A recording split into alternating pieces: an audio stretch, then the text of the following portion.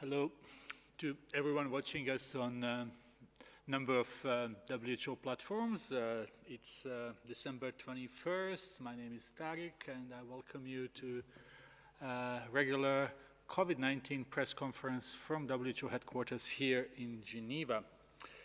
I will just introduce you briefly to our speakers today here. We have in the room Dr. Tedros, WHO Director General, Dr. Maria Van Kerkhove, Technical Lead for COVID-19, and Dr. Bruce Aylward, Senior Advisor to the Director General. We also have online with us Dr. Soumya Swaminathan, WHO Chief Scientist. We have Mr. Derek Walton, who is our legal counsel. We also have Dr. Mike Ryan, the Executive Director of Health Emergency Program. And we have Mariangela Shimao, who is Assistant Director General for Access to Medicine. We also have a special guest that Dr. Tedros will introduce in a second. And before I give the floor to Dr. Tedros, just to remind you that we will have simultaneous interpretation in 6 UN languages plus Portuguese and Hindi. I would like to thank our interpreters who are here with us. Once we start question and answer session, you can ask question in those languages. With this, I'll give the floor to Dr. Tedros for his opening remarks. Thank you, Tariq. Good morning, good afternoon, and good evening. In the past few days, there have been reports of new variants of the COVID-19 virus in South Africa and the United Kingdom. Viruses mutate over time. That's natural and expected. The UK has reported that this new variant transmits more easily, but there is no evidence so far that it's more likely to cause severe disease or mortality. WHO is working with scientists to understand how these generic changes affect how the virus behaves. The bottom line is that we need to suppress transmission of all SARS-CoV-2 viruses as quickly as we can. The more we allow it to spread, the more opportunity it has to change. I cannot stress enough to all governments and all people how important it is to take the necessary precautions to limit transmission. This year has been difficult for all of us, but for health workers, it has never been harder. At this festive time of year, for so many, the best gift for health workers is for leaders and citizens to take precautions that ease the pressure on health systems. Safe and effective vaccines give us hope, but they're not an excuse for people to let down their guard and put themselves and their loved ones at risk. Now is the time to double down on the public health basics that have seen many countries suppress the virus effectively. There are a number of groups that continue to push a narrative that this virus only affects the old and that with vaccines on the horizon, we can relax. COVID-19 affects children and adults in a variety of ways, and it can attack every system in the body. And a growing number of people suffer with long-term consequences of the virus. This includes neurological complications for children and adults, which are still being researched. Vaccines are offering hope for some, but I'm deeply concerned that vaccine nationalism will deprive the world's poorest and most vulnerable people of these life-saving tools. Now is the time for political commitment to be translated into action. Pledges and promises will not protect anyone unless they are realized. Last week, we announced that the COVAX facility, which is backed by 190 countries and economies, has secured access to nearly 2 billion doses of promising vaccine candidates. In the early 2021, $4.6 billion in additional funding will be needed to purchase COVID-19 vaccines for at least 20% of the population of all low and lower middle-income countries. This will ensure health workers and those at highest risk of severe disease are vaccinated, which is the fastest way to stabilize health systems and economies and stimulate a truly global recovery. The 100-100 initiative of WHO, UNICEF, and the World Bank aims to support 100 countries to conduct rapid readiness assessments and develop country-specific plans within 100 days for vaccines and other COVID-19 tools. 89 countries have already completed the assessments, and our teams are working around the clock to ensure that governments and health systems are ready for global vaccine rollout. WHO has also released a new training course for health workers on COVID-19 vaccination, which is available at openwho.org. Vaccines will help to end the pandemic, but the effects of COVID-19 will continue to be felt for many years to come. The pandemic has exploited and exacerbated the vulnerabilities and inequalities of our world, but it has also shown that in the face of an unprecedented crisis, we can come together in new ways to confront it. Every crisis is an opportunity to question the way we do things and to find new ways of doing them. For 30 years, our colleagues at the United Nations Development Programme, or UNDP, have published the Human Development Report, an annual snapshot of the state of global development. UNDP has long been a critical partner to WHO, working closely on a host of health and development issues together to solve problems on the ground so that people get the services they need. The latest edition of the Human Development Report, published last week, takes an in-depth look at the COVID-19 pandemic and what it might mean for the future of development and humanity. To talk more about the report, I'm pleased to be joined by my brother, Achim Steiner, the administrator of UNDP. Achim, thank you for your partnership and thank you so much for joining us today. The floor is yours. Thank you very much, dear Tedros. Thank you to the very kind invitation to join you for today's briefing, another very sobering and dramatic point in this pandemic. And it is an honor to be part of this press conference today to mark the launch of what you just referred to, the 2020 Human Development Report. These unprecedented times require us to come together to seek solutions to our shared problems, and that includes us as UN agencies. COVID-19 is a dramatic health crisis, and we are just being reminded of it again in the words that you have shared with us. But we also come together today because it has triggered a social and economic, a development crisis that we have not seen in our lifetimes.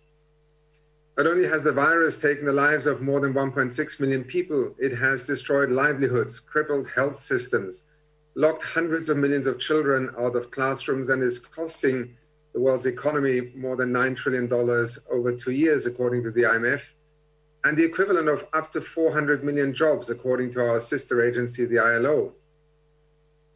UNDP projects that for the first time in 30 years, global human development progress is going backwards. UNDP has calculated that by the end of the decade, 1 billion people could be living in extreme poverty. A quarter of those, 250 million, could be people pushed into poverty as a consequence of the pandemic. As the Human Development Report makes clear, COVID-19 is the latest in a string of consequences resulting from the ever-growing pressures we put on the planet in the name of progress.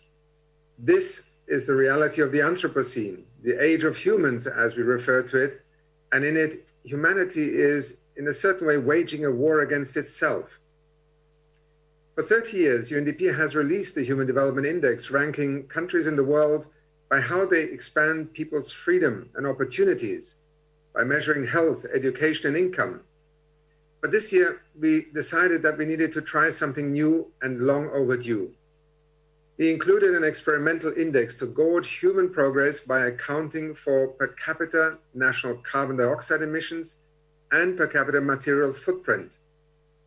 The result shows that no country is successful in advancing humanity without extracting a heavy toll on nature and our planet. Yes, there are countries successful in a lighter planetary imprint, and yes, there are countries with prosperous populations, but not one nation is doing both. Achieving this balance is the next frontier of human development, as the report is called. And as it sets out, very critically also, inequality is central and is a barrier to that mission. Because inequality is both a cause and a consequence of planetary imbalances, and it stands in the way of solutions. While the pandemic has undoubtedly touched us all, its impact is being felt differently depending on who you are, where you live, and how much money or power you have. Existing and growing inequalities have meant that around the world, those that already have the least have been hurt the most.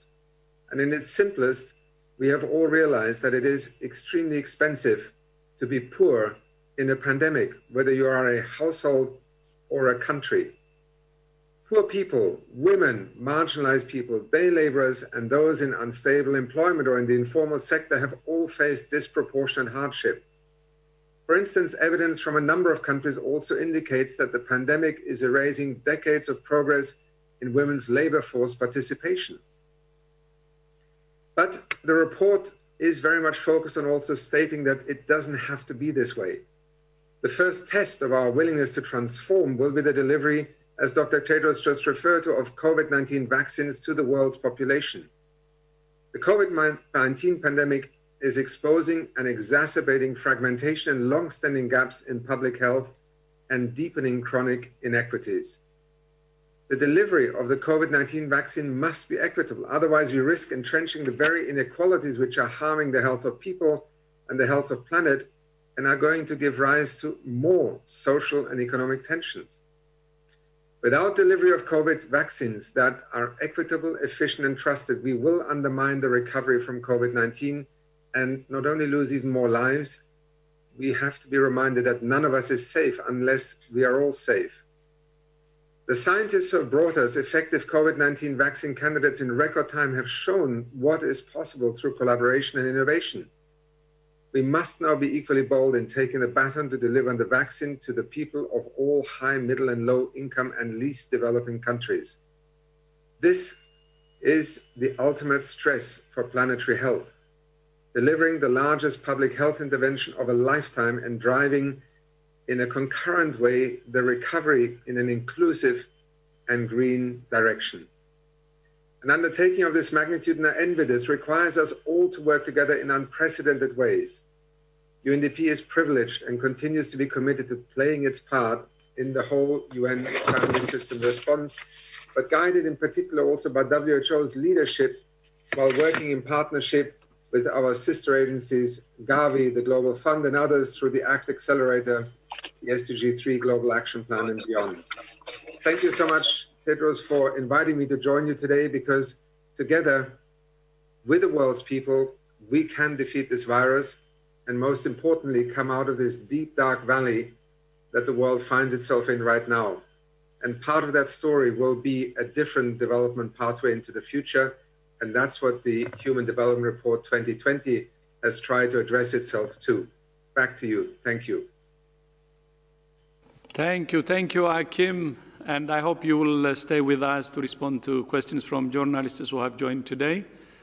And Tariq, back to you. Thank you very much, Dr. Tedros, and thank you, Mr. Steiner, for these very important declarations you have made. We will now open the floor to questions from journalists who are with us online. We have a big number of questions today, so let's try to be short with one question per person in the language that you prefer the most. So let's start with Shoko Koyama from Japanese NHK. Shoko? Hello, Tariq. Can you hear me? Yes. Okay, thank you so much for taking my question. So regarding the mutation of the virus, which Dr. Tedros just mentioned, can you please elaborate what WHO knows so far, in which countries, apart from UK, does the same variant has been identified? And also if there is a link between this variant and the variant identified in the South Africa? Thank you. So thank you, Naoko, for the question. It's a very timely one today. Yes, so there has been a variant under investigation, as the UK is calling it, that has been reported from the UK. This variant is SARS-CoV-2 virus, and it has a number of mutations that was identified through genomic sequencing that is carried out across the country. The variant under investigation was reported to WHO on the 14th of December, following detailed analyses that the UK had done in the southeast of England, looking at their epidemiologic surveillance data and their laboratory data, noting an increase in transmission at the end of November, December, while interventions were in place. They did some phylogenetic analyses and they identified this variant. They're calling it the B117 lineage, which includes this mutation at the N501Y site. There's a lot of work that's ongoing in the United Kingdom, and we're very grateful for working across Public Health England, different academic institutions and modeling groups, different labs that are looking at three different things. They're looking at transmission in this variant, and if there's any differences in this virus's ability to transmit. They're looking at the disease that this variant causes and in terms of clinical presentation and severity, and they're looking at the body's antibody response following infection with this variant. What we understand so far from the data that's been reported by the UK is that they have reported an increase in transmission in this variant, but I want to put that into context because what they have told us is that they're looking at an increase in the reproduction number, which is the number of people that one infected individual transmits to another, of an increase of about 0.4. So it's an increase of moving from 1.1 to 1.5. So there is an increase in transmission that they're looking at. Now they're trying to determine how much of that is associated with the variant itself, as well as behavioral differences in individual that this variant has infected. So they're still working through that right now. In terms of disease, in terms of severity, the information that we have so far is that there isn't a change in the clinical presentation or severity from this variant. But again, the work is still underway that they're looking at a number of factors, including patients who are hospitalized with this variant as opposed to the wild type, the other viruses circulating. And the studies around the antibody response are currently underway. As we speak here today, the scientists in the lab are working on these types of studies and looking at the antibody response, and we expect results from those studies in the coming days and coming weeks. So we're really grateful for colleagues working with us directly. They have informed us with more detailed analysis through our virus evolution working group, which was established to specifically look at mutations and specifically look at what are the studies that are needed to understand what these mutations mean and any potential implications. And they have informed us through our modeling network, where they've looked at trends in surveillance activities and surveillance data. So the data is coming in real time, and the UK is making information available as quickly as possible. They're reporting it to us as well, and we will make updated information available as quickly as possible. The UK has informed us that they don't believe that there's an impact on the vaccine, so that's good news. But again, there's a lot of information coming out, and there's a lot of studies that are ongoing. Point, your second point about the South Africa. So at the same time, there was another variant that was identified in South Africa, and it has one of the same mutations, this 501Y mutation, but it's a different variant. They've arisen at the same time, so it sounds like they're linked, but it's actually a separate variant. And South Africans are also working with us through our virus evolution working group, and they are presenting, they have presented to us some preliminary results from the studies that they are doing. They are currently growing the virus in South Africa so that more studies can be done, similar to the studies that I just mentioned about the UK. So it does sound confusing that they're the same virus, but these are actual different variants. I do want to say a big thank you to all over the world for people who are doing full genome sequencing and making these sequences available to other researchers and scientists and on publicly accessible platforms like GISAID. This really helps us to monitor these changes, these natural changes that happen in the virus. So we need that to continue. We are hopeful that more sequencing capacity can increase across the globe, and it has significantly increased during this pandemic, but we still need more. So thank you to all of you who are out there who are doing those sequences and sharing those through publicly available sites. Thank you very much, Dr. Van Kerkhove. I think many of journalists who are online wanted to ask questions precisely about this. Dr. Ryan maybe would like to add something. Dr. Ryan, please. Yes, can you hear me, Tarek? Very well, please. Okay. No, I think Maria says it all, but I think it's important maybe just to re-emphasize a couple of things. There's zero evidence at this point that there's any increase in severity associated with this disease. Clearly, work is ongoing to look at transmission and the increased rates of transmission and how much of that is attributable to this particular variant. We've seen many variants emerge over the last number of months, and some have been successful, some have not been as successful as establishing themselves as part of the driving force of COVID.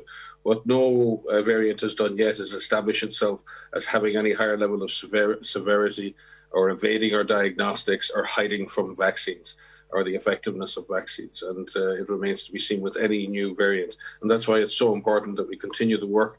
We're very grateful to the countries for their transparency, for their scientific openness and cooperation. We need to continue to do this, but it's very important. Countries are now acting on a precautionary principle. They're taking the highest amount of precaution, and therefore many countries have put in place some precautionary travel restrictions while they look at the risk assessment around this virus. That is prudent, but it's also important that everyone recognize that this happens, these variants occur. Science and health authorities and governments are looking at that very carefully. They're taking care of citizens by being extremely cautious about any new variants and examining their potential impacts. But at this stage, we don't have evidence that this virus will change the severity, the diagnostics, or the value of vaccines going forward. So I think as we enter the holiday period, as the DG said, we need to stop all SARS-CoV variants. We need to stop all SARS-CoV transmission. We know how to do this. We know how to suppress transmission. We know how to protect ourselves and how to protect others. It's the same rules with this virus, any variant of this virus. And we must focus on what we can do and what we do know rather than what we don't know. Science will find the answers for what we don't know. Governments will take the appropriate precautions in the meantime, but people, individuals and communities need to get on with the business of stopping the transmission of this virus. Thank you. Many thanks, Dr. Ryan. I think it was very important to answer these questions because many journalists probably would like to hear more about this. Let's see if we have follow-up on this or some other issues. Let's go to Azerbaijan, to our friend Kamran. Kamran, the floor is yours. Do you hear me? Yes, please go ahead. Hello. And exactly when we yesterday get information about new mutation of coronavirus, and we want to know about the situation for South Caucasus region, for Azerbaijan. Is this danger for, how many danger for our people, Caucasus region and for Azerbaijan? Because at this time, we have 4-digit number infected every day, and it's very bad situation for our health system. And what will do new version of this virus for the South Caucasus region, and exactly especially to Azerbaijan. Thank you for your attention. So thank you for the question. I'll begin and maybe others want to come in, but I think it's worth noting that, you know, we're still learning about this variant identified in the UK as well as any changes that are happening in the virus. The SARS-CoV-2 virus in any form is a dangerous virus, and the activities that we take ourselves to minimize our own exposure are applicable for any SARS-CoV-2 virus that is circulating, including the new variant that has been identified in the UK. The measures that are in place, the public health measures that are necessary to bring transmission under control include the comprehensive approach that you've heard us talking about. And it's worth emphasizing this again, that we have to, as the Director General has said repeatedly, we need to double down because we have these tools at hand. And this includes the public health measures about active case finding, knowing where the virus is, so that we have strategic testing in our countries, so that we know where the virus is and who is infected and who is not. Making sure that test results come back quick, so that we know what public health actions need to take place in terms of making sure we have good clinical care, we have contact tracing cluster investigations, we have supported quarantine of contacts, and then all of us need to make sure that we do everything that we can to minimize our exposure. We have the holidays coming up across many, many countries, across many different religions. We need to make sure that we as individuals do what we can to minimize our exposure. We say, know your risk, lower your risk. And there are things that you can do at an individual level. And this is physical distancing, this is wearing a mask, this is washing your hands, making sure that when you do wear a mask, you have clean hands, you put your mask on appropriately, you take the mask off appropriately, you wash your hands, you practice respiratory etiquette, you avoid crowded spaces, you keep your distance. You make sure that you try to avoid enclosed, crowded spaces, especially with poor ventilation. Open a window if you're indoors. So there's lots of individual level measures that you can take. And as individuals, as communities, we can all help each other out. You know, make sure that while we are physically separated, that we remain socially connected. As we come up to the end of 2020, it's a difficult period for many people, whether we have a pandemic or not. It's really important that we reach out and we help each other and we touch base with each other, and just make a phone call. So everything that we can do now for this variant, as well as the SARS-CoV-2 viruses that are circulating, still remain true. We need to do everything we can to prevent as many infections as we can, because this is a dangerous virus. Not only for older individuals, as the DG also said today, it's for everyone. We are learning about the long-term effects of long COVID for individuals. There's so much that we're still learning about this particular virus. So do what you can to keep yourself safe.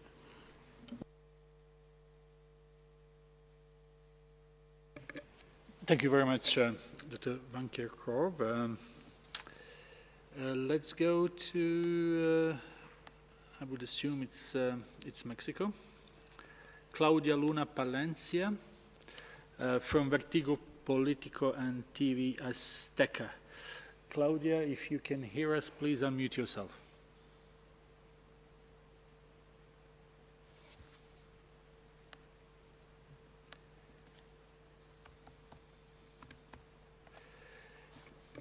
Do we have Claudia online? If not, let's go to Imogen from BBC. Imogen?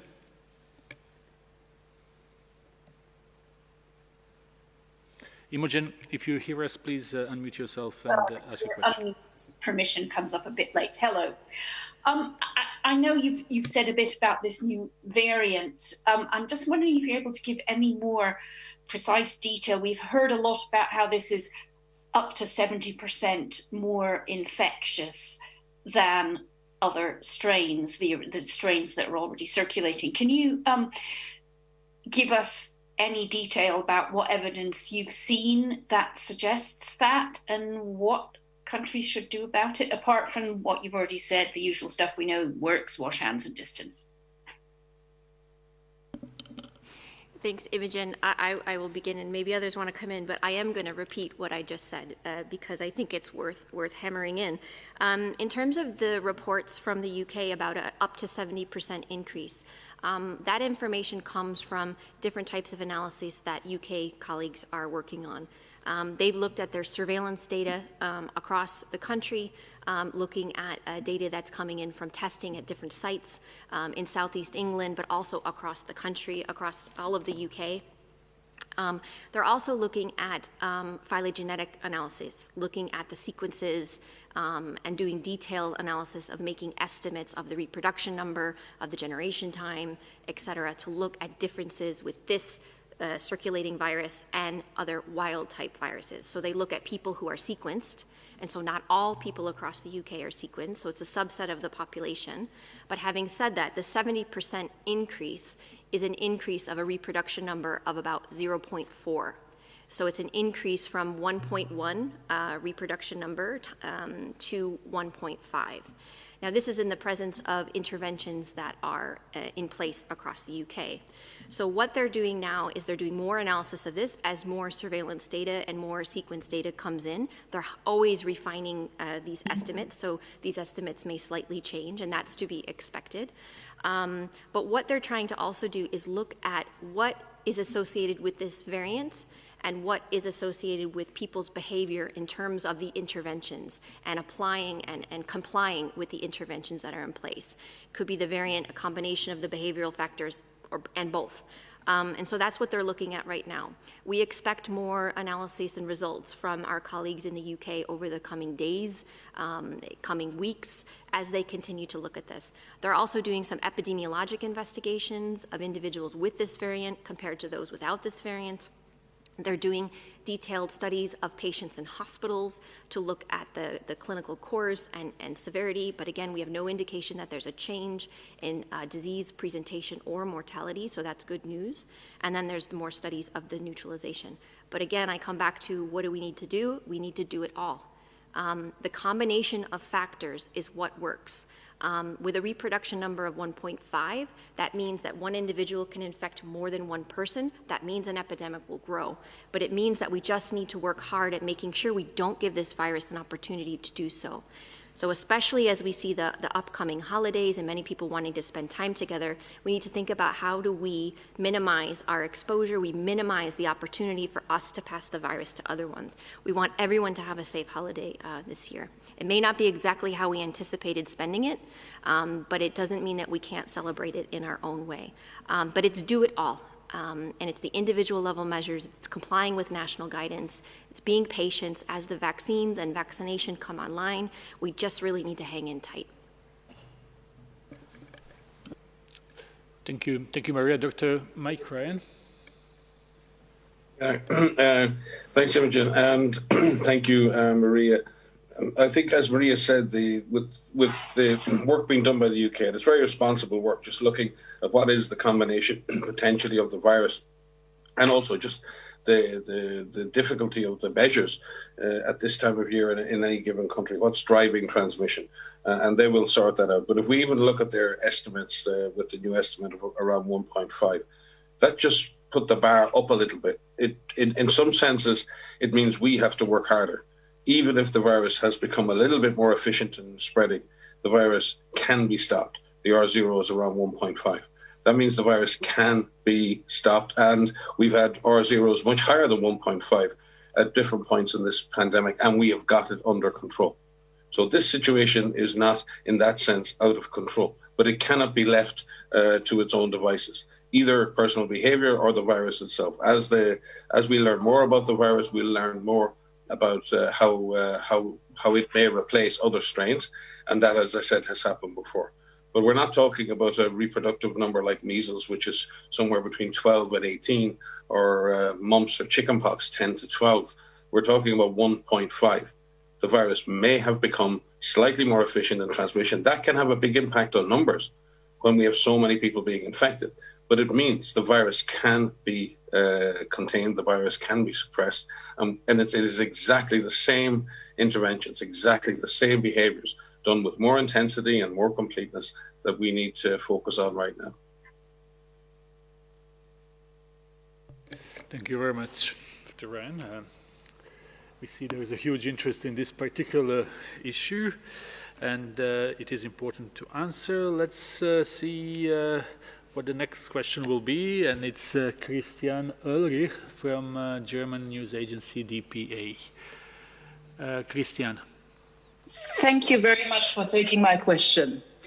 Can you explain, Maria, maybe, Mike, can you explain what more transmissible means in layman's terms? Does that mean the virus flies over more than 1.5 meters, or does it mean that there's more virus in a person, so the person standing next to that person is infected in 5 minutes rather than 10 minutes before?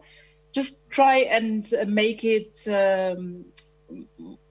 more understandable for layman's people who wonder what is different now than from what was different, what was happening 3 weeks ago. And there was also a question that hasn't been answered. How many countries have actually reported cases of this new variant so far? Thank you. So thank you for this question. It's a great question, and I actually really very much appreciate the way that you ask it, because we sometimes forget how complicated a lot of this is, and we use a lot of terms that may just not translate very well to everybody. And so what we mean when it transmits more, so the data that we have from the UK, and I'm reporting what they are telling us through the detailed modeling analysis, is that when you have somebody that is infected, what we estimate is how many people if I were infected, how many people would I infect to someone else? If I can infect more than one person, and then that person infects more than one person, an epidemic can grow. So what we call that the reproduction number. In the beginning of an outbreak, everyone is susceptible, and so there aren't interventions in place yet. They're starting to come online, and so we look at that first reproduction number. Right now, we have a lot of interventions in place across the world, and that same number of how many people do I infect, one person to another person, what does that number look like with those interventions in place? Ideally, you want that number to be below 1, because then the outbreak will die out. In the situation in the UK, the reproduction number, this number, has increased from 1.1, meaning if I were infected, I would infect 1.1 person, or just over one person. And that's important because it means it grows. It'll grow at a certain rate. If I infect 1.5 people, I know that doesn't make sense because it's not, you can only infect a full person, but it means I can infect more people. And so that is a concern when the reproduction number increases. What we want to see happen is when you have intervention in place, it reduces. Now, how it transmits, we don't have any indication that it's changed how it spreads, meaning like it's a respiratory pathogen, so it spreads between me and you through these particles in the air. Some are big, called droplets, some are small, called aerosols, but mainly what is happening is that the virus spreads between people who are in close contact with another. That's still the same.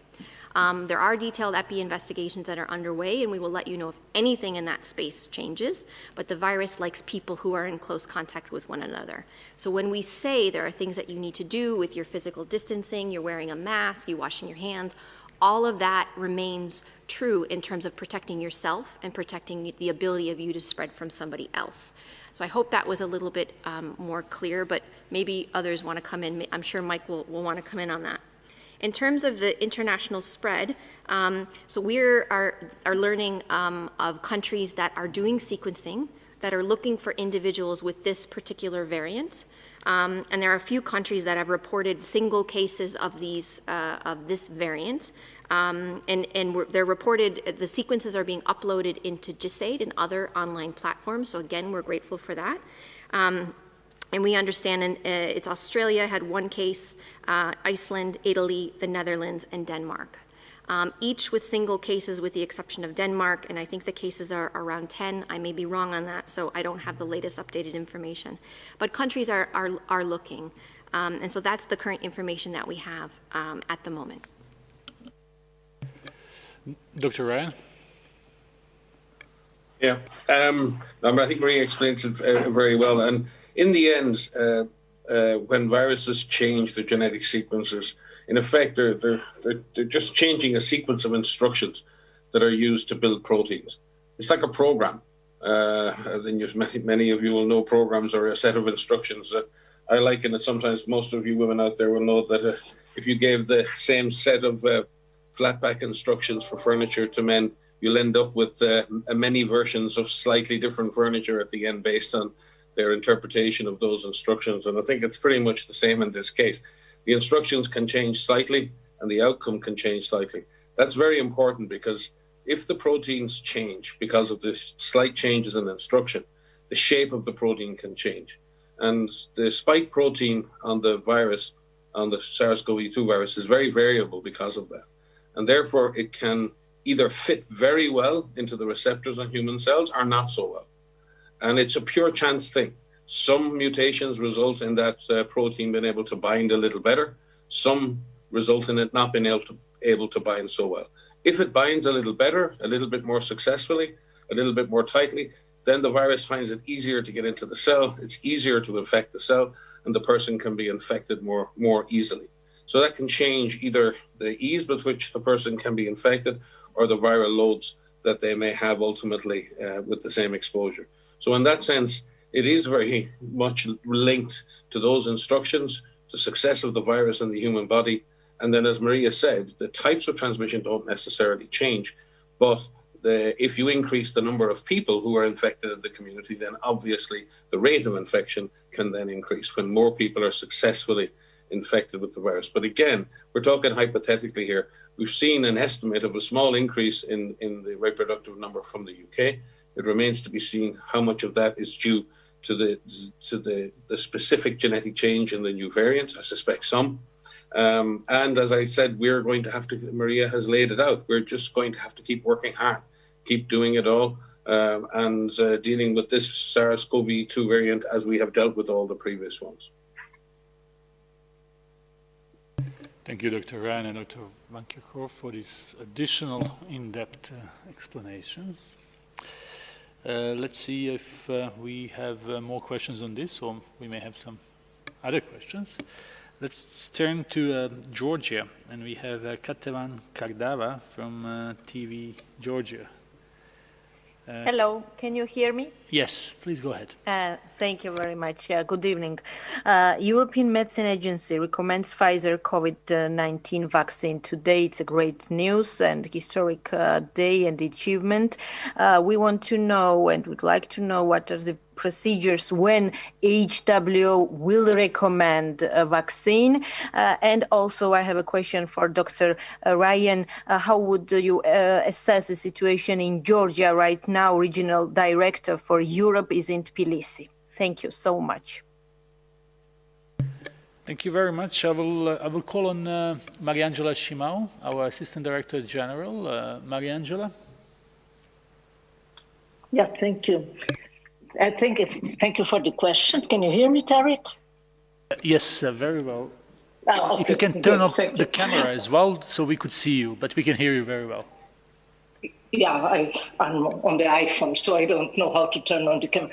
But just to say that it's very welcome news that the EMA has issued the market authorization for the conditional market authorization for the Pfizer vaccine. WHO is in finalizing the emergency use listing of the same vaccine, the Pfizer vaccine. We received the dossiers and we are working together with the EMA. And it's likely that before the end of this month, we will also have an emergency use listing by WHO for this vaccine. Then we do have the WHO's advisory group on immunization is also assessing the recommendations of how this vaccine should be used at country level. So this is some parallel work that's going on as we speak. So we will have the WHO emergency use listing, which allows for a quicker registration of this vaccine in many countries where WHO works with bilateral agreements. And we also have the advisory group working on the policy recommendations for the use of the Pfizer vaccine. I'll stop here. Thank you. Thank you very much. I don't know if Dr. Swaminathan would like to add something to this. Yes, maybe very briefly, just to say that we look forward to the SAGE recommendations, which is the policy for how this vaccine should be used and the details of which groups and the schedule and so on. And that's, we're expecting that to happen in the first week of January for the Pfizer vaccine. Hopefully, we're going to look at the Moderna dossier as well soon after that. We do hope that through the COVAX facility that we will be able to start rolling out the Pfizer vaccine in a limited set of countries late January, early February to vaccinate healthcare workers in those countries who are at highest risk for getting the infection, and also to protect the health system from being overburdened and collapsing. This will allow us to, first of all, have a public health impact by protecting this high-risk group, but also to be a learning for us to then rapidly be able to scale out vaccines to the remainder of the COVAX facility countries. So we're really looking forward to that, and we're doing everything possible to try to roll this out as quickly as possible, hopefully in the coming weeks. Thank you. Thank you very much, Dr. Swaminathan and Dr. Shimao. We will move now to Shane from CCTV. Shane.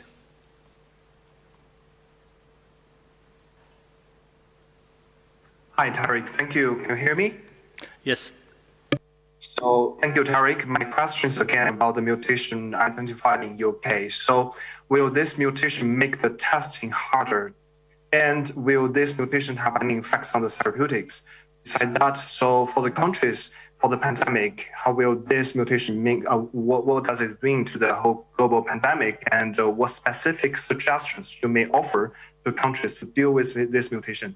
And one last information I wanted to verify that Dr. Maria Van Kerkhove said in the beginning of the briefing that the mutation was reported to WHO on December 14th, but we saw some reports that think this mutation was among some mutations that was identified in England in September. So could you confirm that when we found this mutation, or we found this like in September, but we only identified its transmission ability to be higher this month, or so? Could you verify that? Thank you. So thank you for the question. I'll take the last part of the question first. So when, as I was explaining in the beginning in the first answer, so the colleagues in the UK are monitoring sequences all the time, and they conduct full genome sequencing of a proportion of the cases across the country. They were alerted to an increase in transmission in southeast England towards the end of November, early December, around that time. They could provide the more specific details of their detailed analysis. And in doing so, they had the question of why are we seeing increased transmission if we have interventions in place? They were looking at the characteristics of the cases, and they were looking at the sequences, and they identified this variant under investigation, this B117 lineage. When they did back tracing and retrospective analyses of cases in southeast England, they saw some of those cases where it had this variant in September. So that was looking retrospectively. And so when they were doing more detailed analysis, they have phylogenetic analysis, they presented, they reported to WHO through the IHR mechanism on the 14th of December, where they outlined this variant under investigation. They outlined all of the different mutations that were there on the 14th. And then we followed up with a number of teleconferences with our European office, but also with ECDC and colleagues in the UK to get more details on the analysis that they are carrying out, currently still carrying out. And that's where that retrospective identification of those cases in September came from. But the transmissibility, those reports came late last week in terms of the analysis that were done looking at this increase in transmission that they've reported. So I hope that that's clear. There is, they are looking at, because some of the mutations are in the spike protein, they are looking at the diagnostics that are currently available and that are in use. Most of the tests that are out look at multiple targets within the genome, within the sequences themselves. And so it will not affect diagnostic tests that have multiple targets. There are some tests, very few tests that are out there that only look at a single target. those tests may be impacted by being able to detect this particular variant. But as I said, most of the tests that are out there use multiple gene targets. And so that is good news. But they're still evaluating right now. They're really looking at all of the tests that are in use in the UK, and they will be reporting to us on the efficacy of the tests that are there. I don't have any information on the therapeutics, but we haven't, that is also being looked at. As I said, they're looking at the hospitalizations, but we don't have any indication that the therapeutics would be altered by this. Sumi may have more information on this, but as I said, the studies are underway, and they haven't reported any impact on therapeutics for patients with this variant versus other SARS-CoV-2 viruses. Dr. Ryan? Yes, thanks, Tariq. Thanks, Maria. Again, I think we have to remain very sort of balanced here. This is probably the first time where we've been able to use real-time genetic sequence to track the movement of a disease around this planet. And it does mean that we're picking up new variants all the time. Their significance when they're picked up, at the moment they're picked up, is not known, because we just find them and then we have to find out what they're doing within populations. We look forward to see what's happening. We look backwards to see if we found, if this has existed before and how many people it's infected. It's an incredible detective story, a scientific detective story. And it's what's wonderful is that countries like the UK and countries like South Africa are looking. They're monitoring. They're taking it deadly seriously, and then they're looking for those variants and then seeing in the real world what those variants are doing, whether they're having an impact or not having an impact. So this is an era of new tools. We're getting used to how to use those tools. And it's really important as we use those tools that we are very cautious then and very, very measured in how we communicate with the media and with you, the public, so that we're communicating important information, but at the same time, that we're not overplaying that information in a way that scares people too much. We have to find a balance. It's very important to have that transparency.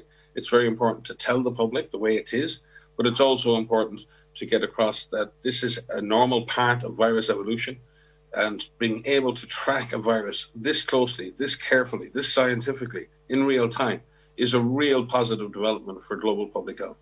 And those countries doing this kind of surveillance should be commended.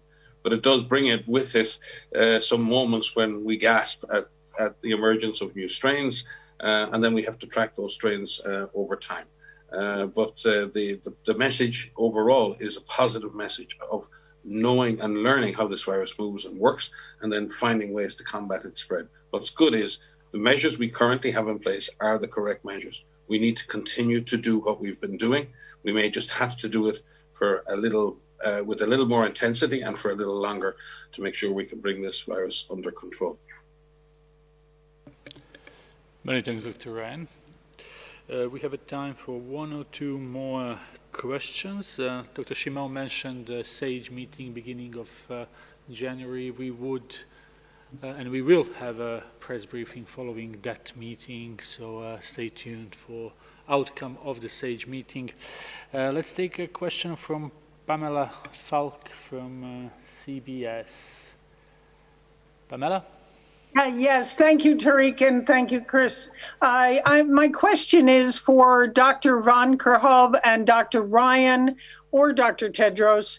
You talk about the research that continues to be done for the B11 variant or the variant in the UK, and you have said that there's no evidence that there's a negative impact on the vaccine, or you believe there isn't, or the UK believes there isn't. How do you know? Can you explain how you know? Have you tested it on the, have you tested the vaccine on this variant? How do you know that the current vaccines that are available are applicable and will work with the new variant? Thank you so much. I can start there, Maria, if you don't mind, because I think we can, at this point, bring Dr. Sumi in. This is being tested. You don't know, first of all, when you start, but it's usually vaccines are aimed at quite a broad are able to cover quite a broad range of changes in any given virus in terms of the protein. But it does need to be checked, and it is currently being checked in a number of labs. I think we have Sumia there. I think I saw Bruce there, so certainly have Bruce, but I think we have Sumia online. And I know this is a very high priority for the RD blueprint and for COVAX right now, and the work is underway. Sumia?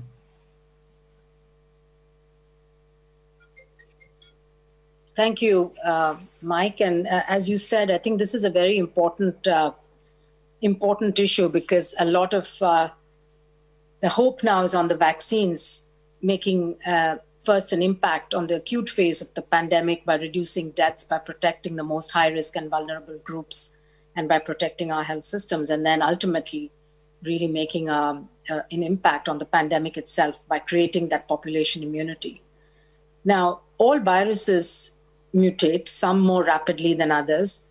We have one example, the influenza virus, which mutates quite rapidly and requires every year the vaccine strain actually to be reviewed and revised based on the circulating influenza strains prevalent that year.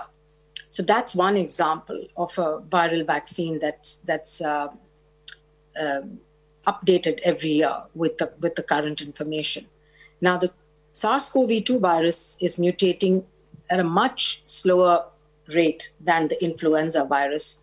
And so far, even though we've seen a number of changes, a number of mutations, none has made a significant impact on either the susceptibility of the virus to any of the currently used therapeutics, drugs, or the vaccines under development.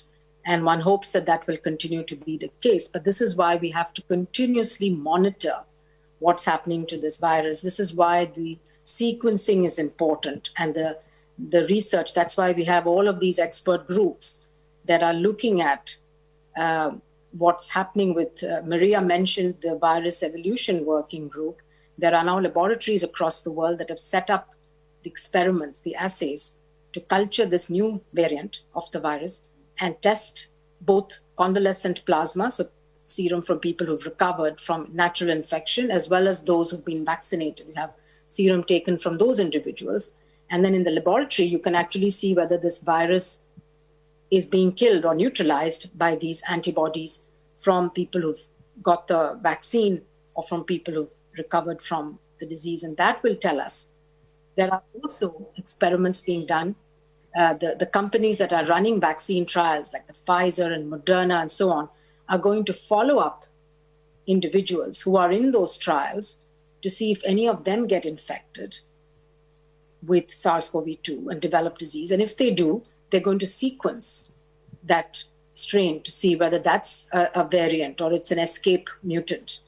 And those kind of studies in the coming weeks and months are going to give us a lot of information about how this virus is going to behave, especially when it's put under pressure with more and more people getting vaccinated.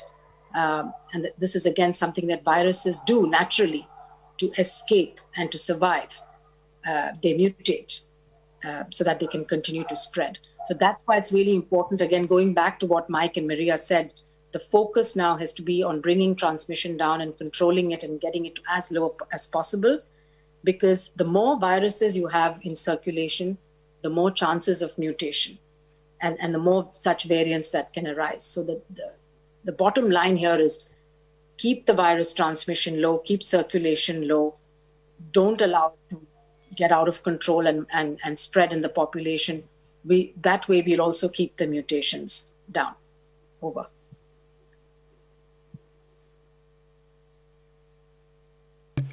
Thank you very much, Dr. Swaminathan. We have lots of questions in line, but unfortunately we won't be able to take all of them. So let's try to take one or two max. So Corinne from Bloomberg. Corinne. Hi, thanks for taking my question. It's a very short one. As vaccines are being rolled out across the US, UK, China, and soon going to start across the rest of Europe as well, you mentioned the WHO's dashboard tracking these inoculations. Since we're seeing so many vaccinations already, do you have a better idea of when that might go live, and what kind of data you'll be able to be collecting? Don't know if Dr. Swaminathan can answer that. If not, we are happy to look back for information. Dr. Sumya? Yeah, I could just say that, you know, the WHO does track immunization coverage in countries across the world. We do this in partnership with UNICEF and other partners. This is something we do on an annual basis, but this is for childhood vaccinations, and we produce a report every year on coverage and on challenges. For the new virus vaccine for COVID-19, we actually plan to have a much more real-time dashboard, and this is now being set up. Hopefully, it's going to be updated on a monthly basis, where we'll be able to track coverage across the world in different countries. A lot will depend, of course, on the data that's provided to us by countries. We're setting up the systems now and the indicators that are going to go into the dashboard. But yes, that should be up and running sometime early next year. Thank you. Thank you very much, Dr. Swaminathan. We will, of course, keep everyone informed about new dashboards. Dr. Ryan, please. Just to supplement with Sumya, because the adding in vaccine data is very important. We've been tracking multiple data points on this epidemic since the very beginning. Epidemiologic data, activity data, impact data, a lot of social data, a lot of information that's been on our country platforms and been out there. Countries themselves have built their own dashboards to track this disease. So it's really important that we can now continue in and do the necessary tracking for this virus. As Sumi said, for a lot of routine immunization, it's a yearly process, a monthly process, but we do real-time tracking, and we have done and do for yellow fever, for meningitis, for cholera, and for Ebola. For epidemic diseases, we are in a position to be able to do real-time daily tracking of disease, of vaccines as they're used at country level. The task here, though, is much bigger, because usually we're dealing with 1, 2, 3, maybe 4 or 5 countries in which we're doing mass campaigns. This is hundreds of countries potentially at the same time. So the need to be able to track this carefully is very important, both to look at how the vaccine has been used, to look for side effects, to see how effective the vaccine is in the real world. All of those matters are very, very important. But we'll be adding the tracking system for vaccination to a vast system for tracking all kinds of other interventions that WHO and partners are currently using to support our member states. Thank you very much, Dr. Ryan. We will conclude our press briefing with this. I understand our guest administrator, Akim Steiner, is still online, so maybe I will give the floor to Dr. Tetris. Yeah. Akim, if you're online and you would like to say closing words, you're welcome. Thank you, Tedros. Very briefly, clearly today's focus, given that it is the WHO press conference and everything that is happening in the last 24, 48 hours, I think it's just very good to be here with you. And I just want to add that one reminder, as you lead us and as the world tries to contain the virus, our ability to do so is also premised on being able to recognize that for hundreds of millions of people to do the right thing is extremely challenging. When less than half the world's population has social protection, when in many developing countries, 70 to 80% of people live in the informal sector, a lockdown, an ability to contain the virus is directly relatable to the ability of people to survive this. And this literally means the ability to have food and income. And that is why, as we in the development program of the UN look, for instance, at temporary basic incomes, something that in richer nations, through furloughs, unemployment benefits, social safety, and the crisis response is being provided, let us not forget that for literally hundreds of millions of people, there is, as of now, nothing. And our ability to fight this virus through technology and science and innovation is equally premised on our ability to be societies in which we do not forget that there are many who rely on others to be able to do what's called on us. In that spirit, Dr. Tedros, dear colleagues, we join today in looking forward to both containing the virus, making the vaccine something that becomes accessible to everyone. In the meantime, we must not forget that people need to survive, not just the virus, but in fact, poverty and the inability to be able to cope with this economic reality. Thank you so much for having me join you today. Back to you. Thank you so much, Kim. We were hoping that we would have more questions on the report, but because of the developing story of the new strain, I think the questions were focused on that.